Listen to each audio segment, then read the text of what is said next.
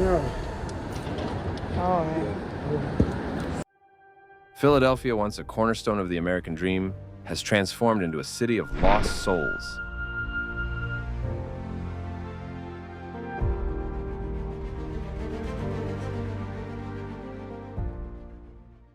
Kensington's, to me, is like being stuck in hell. It's an open-air drug market. It can be served any drug that you can think of. You get anything you want up here. A lot of people, they suffer out here. You're stuck. If you don't got family, you burn your bridges. And These are the forgotten caught in a relentless cycle of homelessness and fentanyl addiction, roaming the streets like ghosts. We never foresaw this nightmare unfolding in a nation founded on the aspirations of countless dreamers. What was once a symbol of liberty and promise is now consumed by the stark realities of flawed policies and growing inequality. This city, once the cradle of freedom, has turned into a battlefield for survival, where the American dream feels more unattainable than ever. This documentary will reveal the brutal truths behind Philadelphia's crisis, exposing the systemic breakdowns and human cost of a city struggling to endure under the burden of its own disparities.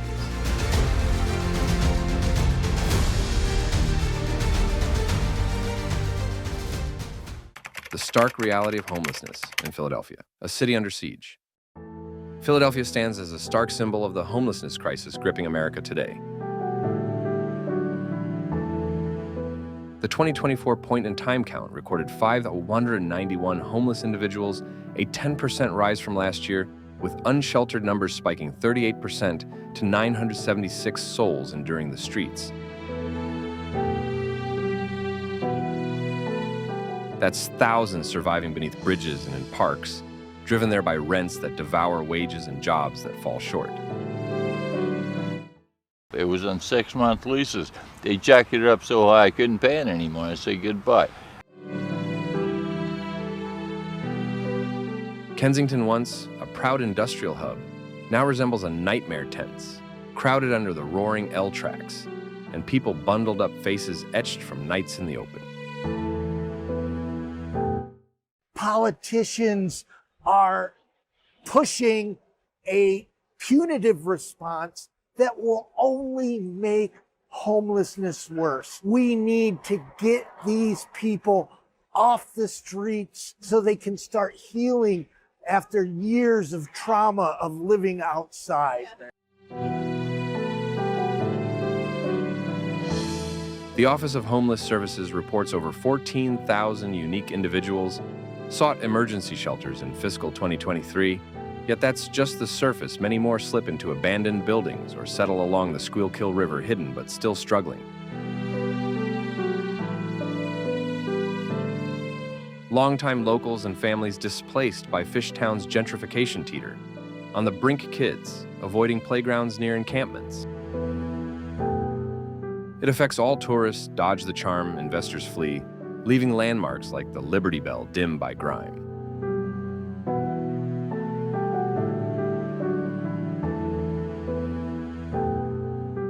What would you do if this was your neighborhood? A raw Kensington documentary nails it, real stories from people just trying to survive the day.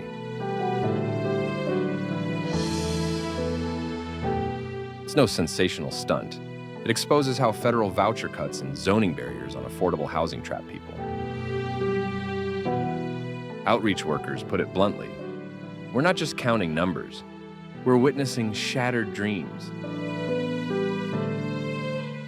Yet there's resistance volunteers stepping in to lend a hand, saving lives from the abyss.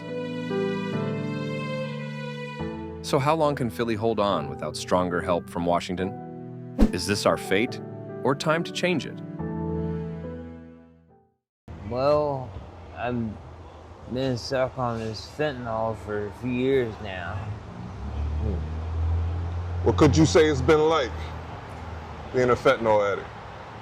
Oh man, it's a roller coaster. You get your good times and your bad times, but then again, everything in life is like that. You know, jobs, what, you know.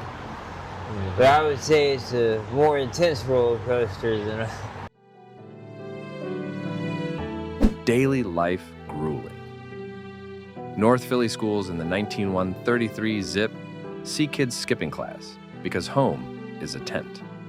The city loses billions in productivity. Stigma builds neighbors' locked doors, stores close early, fostering isolation. This isn't just Philly, it's the homeless in America in microcosm, where Black and Latino communities face brutal evictions and job losses. Nearly half of recent homeless deaths hit non-Hispanic Black individuals. Why does race hit so hard? With one-bedroom rents at $750 against a $967 SSI cap, the cycle spins on.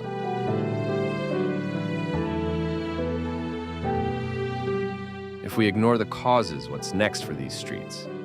And beneath it all, a darker threat. Like the fentanyl crisis, only deepens the struggle.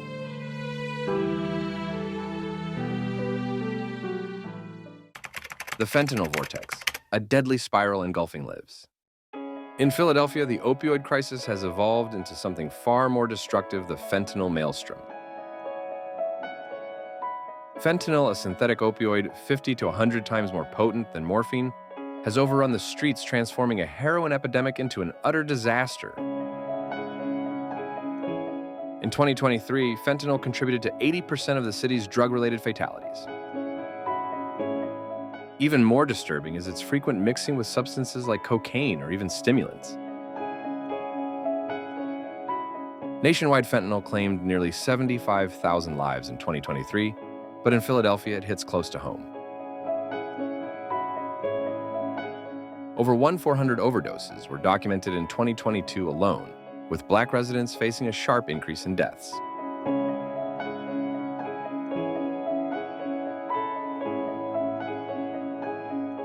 Fentanyl's hold is chillingly effective. It often begins innocently, people prescribed painkillers post-injury or surgery seeking quick relief from their suffering.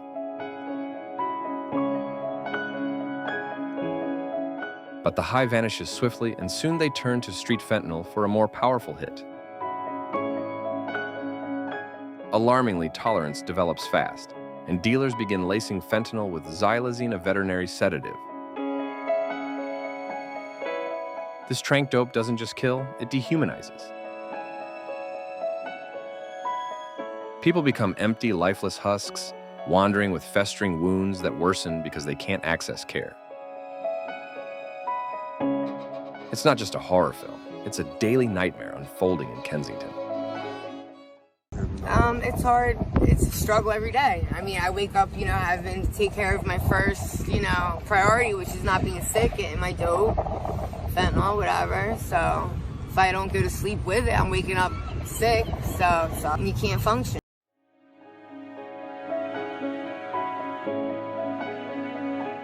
Worse still, fentanyl is ubiquitous now. It's in fake pills mimicking Xanax or OxyContin, and even casual users unaware of the contents fall into this deadly snare. The long-term toll on families is devastating.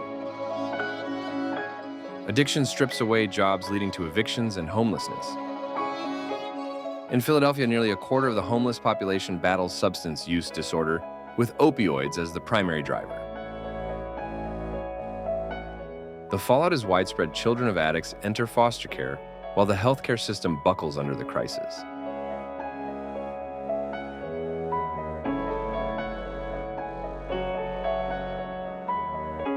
So why is fentanyl so rooted in Philadelphia? Part of the answer lies in history.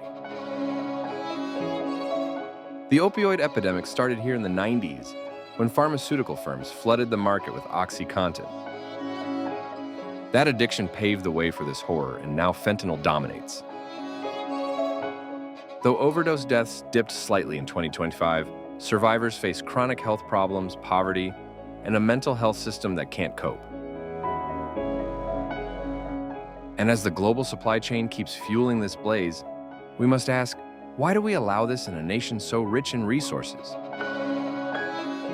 Why is this avoidable scourge permitted to ravage lives in our cities?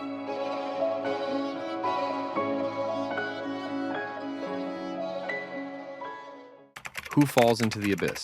The most vulnerable in Philadelphia's crisis. In Philadelphia, specific groups are especially susceptible to the ongoing crisis of homelessness and fentanyl addiction. Among the hardest hit are those battling addiction, particularly fentanyl users.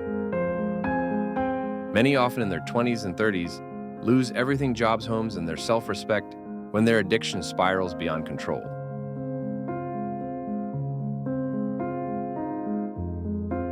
Beginning with legitimate painkiller prescriptions, often from physically taxing jobs, they turn to street drugs when prescriptions dry up. This pattern is especially alarming in places like Kensington, where fentanyl use is widespread.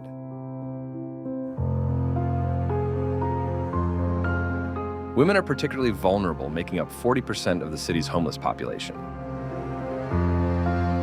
Many face sexual exploitation in exchange for drugs, leading to higher rates of untreated STDs and trauma. Older adults, especially those relying on fixed incomes like Social Security, also encounter significant hardships. With rising living costs and stagnant wages, seniors often can't afford housing. Many unknowingly slip into the fentanyl trap through prescribed painkillers, further distancing them from support systems. The number of homeless seniors is projected to triple by 2030, and Philadelphia is not exempt from this growing problem.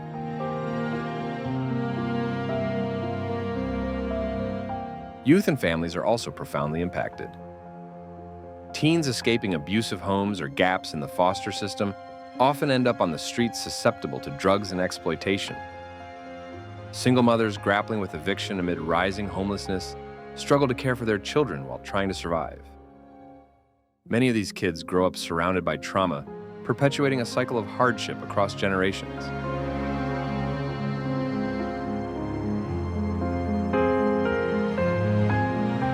Racial and ethnic minorities are disproportionately affected, especially Black and Latino communities, in historically neglected areas. These groups face higher eviction rates, unemployment, and mental health struggles, amplifying their vulnerabilities.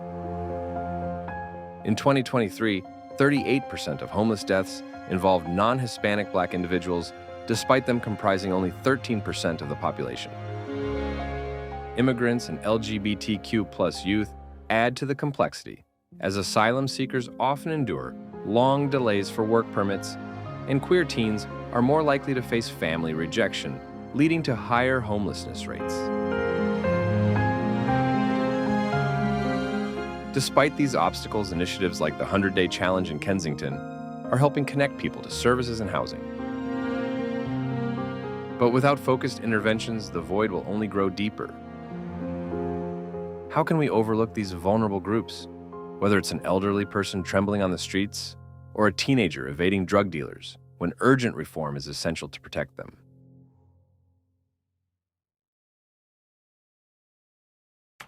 Root causes.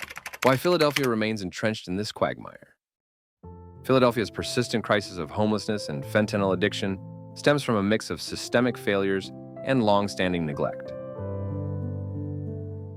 Central to this issue is the city's housing market, shaped by decades of underfunding affordable housing options. With median rents for a one-bedroom apartment reaching $800 in 2025, many working-class families teeter on the edge of eviction. This isn't just a local problem, it's a nationwide challenge. The National Low-Income Housing Coalition reports that no U.S. state provides a full-time minimum wage worker enough income for a modest two-bedroom rental. In areas like Kensington, the enduring impact of mid-20th century redlining has kept communities trapped in poverty, further displacing residents.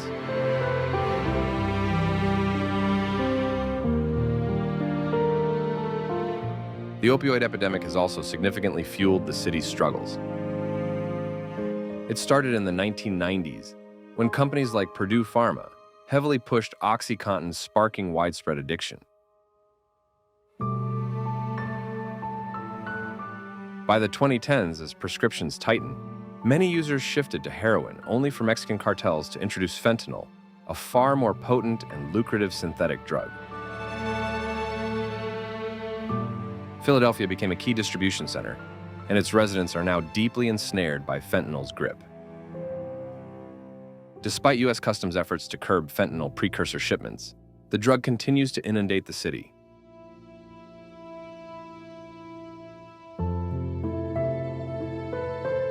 Mental health challenges, often worsened by trauma, also drive this crisis. Limited access to proper care, such as long wait lists for treatment programs, and underfunded clinics leaves many to self-medicate. For example, veterans with PTSD and single parents battling depression often miss therapy or skip appointments due to financial or personal struggles, deepening their descent into addiction and homelessness.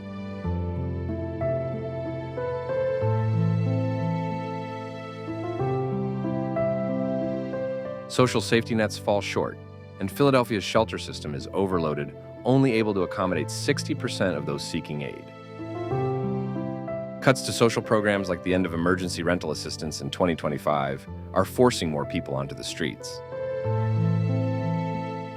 Environmental factors such as lead exposure in older homes further aggravate addiction and impulsivity, particularly in Black communities in North Philly. Moreover, the gig economy's instability leaves many without health care or paid leave, turning minor health problems into full-blown crises.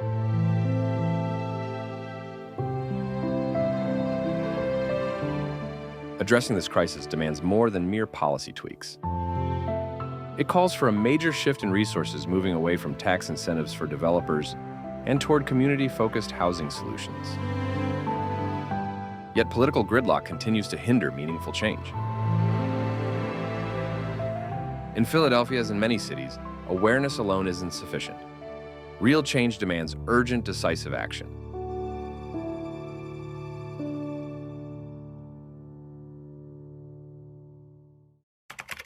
Government solutions. Flickers of light in the tunnel. Philadelphia's government efforts, both local and federal, present a varied mix of strategies aimed at curbing the crisis, though their impact sparks heated debate among policymakers and advocates.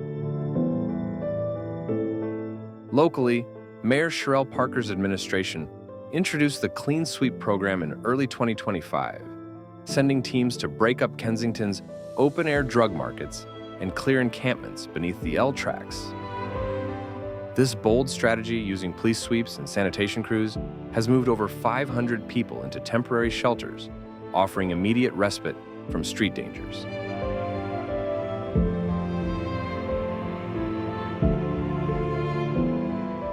Alongside this, the Office of Homeless Services boosted rapid rehousing initiatives, leveraging federal HUD funds to secure apartments for 1,200 families last year.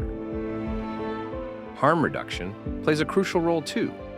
Mobile units distribute naloxone, reversing over 2,000 overdoses in 2024 and fentanyl test strips, while needle exchanges curb HIV surges among users. These measures, rooted in public health rather than punishment, align with evidence-based approaches that prioritize recovery over jail time.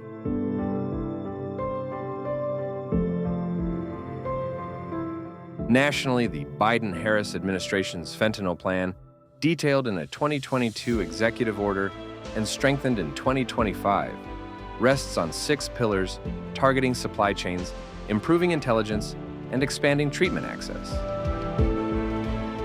The DEA's Operation Last Mile focused on cartel smuggling routes, confiscating 27,000 pounds of fentanyl precursors from Mexico in 2024, a 30% jump from previous years. Diplomatic efforts with China and Mexico have secured tighter controls on chemical exports, yielding commitments for stronger enforcement. Oh my. To go to the hospital. Domestically, the Support Act provides $1.5 billion yearly for opioid grants funding, Philadelphia's methadone clinics, and peer support programs. Former President Trump's influence persists. His proposed tariffs on imports from fentanyl source countries aim to force compliance, though critics warn they risk trade conflicts without tackling demand. The 2025 Bipartisan Safer Communities Act broadens mental health services in schools and communities, indirectly supporting at-risk youth in Philly. Challenges remain, however. Naloxone struggles against xylazine-fentanyl combinations, which need specialized antidotes still under development, and shelter beds fill rapidly with wait times averaging 48 hours. Stigma discourages participation. Many homeless fear police involvement in outreach, seeing it as a step toward arrest rather than help. Federal funding, though significant, competes with other crises. Hurricane relief in the South diverted opioid funds in 2024. Moreover, enforcement-heavy tactics like sweeps can displace without solving root causes, resulting in whack-a-mole relocations.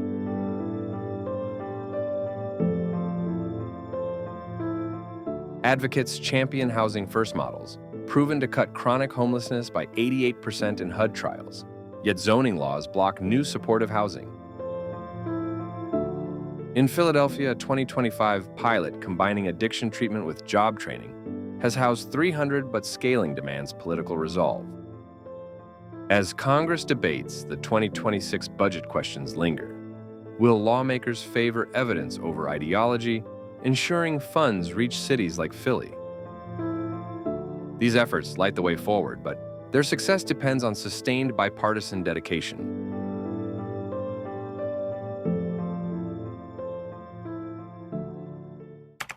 Personal perspective, charting a path out for Philadelphia. From my perspective, as a witness to American social challenges, Philadelphia's homelessness and fentanyl crisis aren't just urban issues. They're accusations against a nation that champions opportunity, yet perpetuates exclusion. This crisis goes beyond personal shortcomings. It's a systemic failure where profit overshadows people, from big pharma's avarice to border policies that address symptoms, not roots. Fentanyl isn't merely a drug. It's a sign of hopelessness fueled by inequality that leaves the homeless in America as casualties in a war on poverty we've yet to fully fight. I've observed similar patterns elsewhere. San Francisco's Tenderloin echoes Kensington, but Philly's historic resilience provides unique potential for transformation. In my opinion, solutions must combine empathy with responsibility. Education is critical. School programs should clarify fentanyl's risks, targeting Gen Z through social media campaigns that counter dealer allure. I've consistently supported expanding housing first, offering stable homes, before requiring sobriety, as data shows it reduces emergency costs by 40%. Mental health integration is essential. Pairing addiction counselors with economists to address wage stagnation could disrupt cycles. Globally stronger diplomacy sanctions on precursor suppliers, paired with development aid to Mexico, could curb the flow without straining alliances. Domestically reducing addiction stigma through public figures sharing recovery journeys could inspire help-seeking building community support.